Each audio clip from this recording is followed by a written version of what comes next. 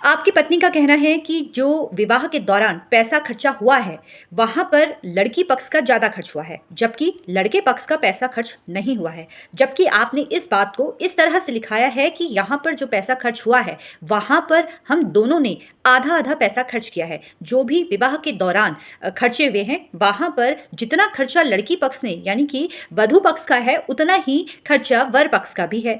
अब आपके द्वारा ये लिखाया गया है, अब आप इसे न्यायालय में किस तरह से आपके वकील साहब के द्वारा, लड़की के वकील साहब के द्वारा लड़के से प्रश्न पूछे जा सकते हैं, आज इस वीडियो के माध्यम से मैं आपको यही जानकारी देने वाली हूं। नमस्कार दोस्तों, मेरा नाम एडवोकेट स्मिता है और एक नई कानूनी जानकारी के साथ आप सभी लोगों के मध्य में उपस्थित हूं। देखिए, कानूनी जानकारी होना हमारे लिए काफ़ी महत्वपूर्ण है और ख़ास तौर पर उन लोगों के लिए तो काफ़ी महत्वपूर्ण है जिनको बिल्कुल भी कानून के बारे में जानकारी नहीं है, जिनके केस काफ़ी लंबे समय से न्यायालय में चल रहे हैं और जिनको सही जानकारी नहीं मिल पाती है। देखिए, जब पति पत्नी का वाद विवाद होता है और मामला न्यायालय तक पहुंचता है, तो वहाँ पर जो आपकी पत्नी है, उनके जो वकील हैं, वो आपसे कुछ प्रश्न पूछेंगे। अब उन प्रश्नों का उत्तर आपको किस तरीके से देना है, आज यही मैं आपसे बात करने वाली हूँ। तो टॉपिक है, अगर पत्नी ने ये लिखाया है कि उनका ज़्यादा खर्चा हुआ है, पति का यानी कि आपका पैसा खर्चा नहीं हुआ है, और आपके द्वारा ये लिखाया गया है कि पैसा हमारा भी खर्चा हुआ है, जो विवाह हुआ था तो वहाँ पर आधा-आधा खर्चा हुआ है। इससे पहले निवेदन करूँगी कि अभी तक जिसने मेरे सोशल मीडिया के अलग-अलग प्लेटफ़ॉर्म पर मुझसे नहीं जुड़े हैं, उन सभी से मैं कहूँगी कि आप वहाँ पर भी जुड़कर मुझसे कानूनी जानकारी प्राप्त कर सकते हैं। आप मेरे यूट्यूब चैनल पर जुड़कर मुझसे कानूनी जानकारी प्राप्त कर सकते हैं। अगर आप अभी पहली बार मेरा वीडियो देख रहे हैं तो प्लीज़ सब्सक्राइब करना ना भूलें। देखिए, पति ने ये बोला कि जो विवाह हुआ था, तो विवाह में हम दोनों का पैसा आधा-आधा लगा था। देखिए, जब क्रॉस एग्ज़ामिनेशन होता है, तो वहाँ पर लड़की पक्ष के वकील साहब आपसे कुछ प्रश्न पूछेंगे। आप दोनों के बीच में विवाह हुआ, तो विवाह के समय आपसे ये पूछा जा सकता है कि जब आपका विवाह हुआ, तो विवाह आपका किस तरह से हुआ? क्या आपने अरेंज मैरिज की है या कोर्ट मैरिज हुई है? अगर अरेंज मैरिज की हुई है, तो ये विवाह कहाँ संपन्न हुआ? क्या इस विवाह में आप दोनों की रज़ामंदी थी, परिवार की रज़ामंदी थी, और यहाँ पर जो पैसा खर्चा हुआ वो किस तरह से आप दोनों ने खर्च किया? ये प्रश्न आपसे पूछा जा सकता है। देखिए, जब सामने वाले वकील साहब आपसे ऐसा प्रश्न पूछते हैं, तो आपको वहाँ पर सही-सही जानकारी देनी होती है। जैसे कि आपका जो विवाह हुआ है वो घर वालों की मर्ज़ी से हुआ था। यहाँ पर जो लड़की है, लड़की वालों की तरफ से कुछ पैसा, जो भी जितना भी पैसा खर्चा हुआ है और आपका जितना पैसा खर्चा हुआ है, आपको वो बताना है कि जब हम दोनों के बीच में, हमारे परिवारों के बीच में बात हुई थी, तो बात ये हुई थी कि जो विवाह संपन्न होगा वहाँ पर हम आधा-आधा पैसा खर्चा करेंगे। रिसेप्शन में या कहीं एक कॉमन जगह आप दोनों गए, वहाँ पर आप लोगों ने विवाह किया।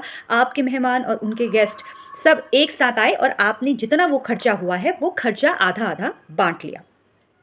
अब जब आप ये कहते हैं, तो आपको ये बात न्यायालय में साबित भी करनी पड़ेगी कि आपने कहाँ पर विवाह किया था। उस दौरान जो आपने आधा पैसा खर्चा किया है, उसका रिकॉर्ड क्या है, यानी कि उसका कुछ ऐसा डॉक्यूमेंट, आपने जो पैसा खर्चा किया है वो पैसा कहाँ पे आपने पैसा दिया? क्या वो पैसा आपने उस होटल वाले को दिया या खाने वाले को दिया?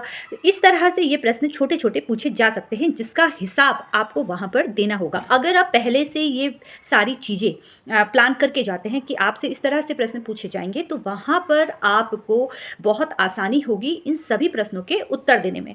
अगर अचानक इस तरह से प्रश्न आपसे कोई पूछता है, तो शायद हो सकता है कि जो पुरुष वर्ग है, उनको ये सारी चीज़ें याद नहीं होती है, या उनके माता-पिता के द्वारा ये सारी चीज़ें डिस्कस होती है और इस बारे में वो न्यायालय में कुछ बात नहीं कर पाते हैं, और यहीं पर फिर उनको फँसाया जाता है सामने वाले वकील साहब के द्वारा। तो ध्यान रखिए कि आपको वो एस्टीमेट वहाँ पर बताना है। अब आपने बता दिया कि भई हमने 2 लाख रुपया जो भी आपका खर्चा है वहाँ पर दिया, ये पैसा आपके द्वारा दिया गया। तो सामने वाले वकील साहब आपसे ये पूछ सकते हैं कि देखिए, जो लड़के पक्ष ने, यानी कि आपने जो पैसा खर्च किया है, क्या आपके पास उन सारी चीज़ों का बिल है जो आपने पैसा खर्च किया? अगर बिल है तो पहले उसको आपको सँभाल के रखना है, या आपने जो विवाह जब किया था वहाँ से आप बिल प्राप्त कर सकते हैं उस डेट का। अगर आपसे इस तरह से प्रश्न पूछा जाता है, तो उसके बाद अगला प्रश्न ये रहेगा कि जब विवाह हुआ था, आपके द्वारा पैसा दिया गया, जैसा कि आपने कहा कि आधा-आधा पैसा हुआ है, तो वहाँ पर ये पैसा कहाँ से आया? क्या आपने बैंक के माध्यम से ये उनको पैसा दिया यानी कि ऑनलाइन माध्यम से ये पैसा दिया गया है या आपने किस तरह से पैसा दिया? अगर आपने बैंक के माध्यम से ऑनलाइन ट्रांसफ़र किया है तो आप वो बताइएगा कि भई ये पैसा मैंने ऐसे पे किया है। लेकिन अगर आपके द्वारा कैश दिया गया है तो उस कैश की डिटेल भी आपको बतानी पड़ेगी।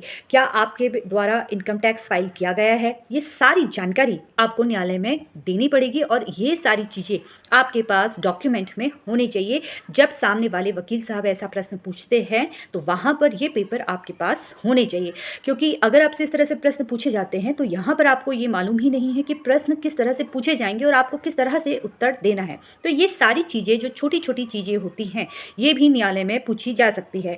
अगर आप ये कहते हैं कि मुझे याद नहीं है कि कितना पैसा था, क्योंकि अब काफ़ी लंबा समय हो गया है, तो इस तरह के आंसर आपको नहीं देने हैं। अगर आपको कोई चीज़ समझ में नहीं आता है, तो आप ये कह सकते हैं कि ये जानकारी मुझे नहीं है, मेरे माता-पिता को है। इस तरह से आप बातों को कह सकते हैं, लेकिन आपको ऐसा नहीं कहना है कि इतना लंबा साल हो गया है, आपको इस बारे में कोई जानकारी नहीं है। तो ये छोटी-छोटी जो बातें होती हैं, ये आपके केस के लिए काफ़ी महत्वपूर्ण होती है और यहीं पर सामने वाले वकील साहब आपसे इस तरह से जब प्रश्न पूछते हैं, तो आप घबरा जाते हैं और वहाँ पर सही-सही उत्तर नहीं दे पाते हैं, जिससे फिर आपके केस में कुछ ना कुछ गलती हो जाती है। तो ध्यान रखिए कि जहाँ पर खर्चे की बात आ रही है, जहाँ पर पत्नी ने आप पे ये आरोप लगाया है कि सिर्फ़ मेरा पैसा खर्च हुआ है और आपने इसके जवाब में ये कहा है कि पैसा तो हमारा भी खर्च हुआ है, क्योंकि बात तो विवाह के दौरान ये हुई थी कि पैसा आधा-आधा होगा, आधा-आधा हो रहा है, आपने ये सारी चीज़ें लिखी हैं, तो इस तरह से प्रश्न आपसे पूछे जा सकते हैं। फिलहाल कानूनी जानकारी प्राप्त करने के लिए इसी तरीके से आप लोग मुझसे जुड़ते रहिए और अगर आपके भी प्रश्न हैं, तो आप मुझे मैसेज कर सकते हैं और सोशल मीडिया के अलग-अलग प्लेटफ़ॉर्म पर आप जुड़कर मुझसे संपर्क कर सकते हैं। धन्यवाद।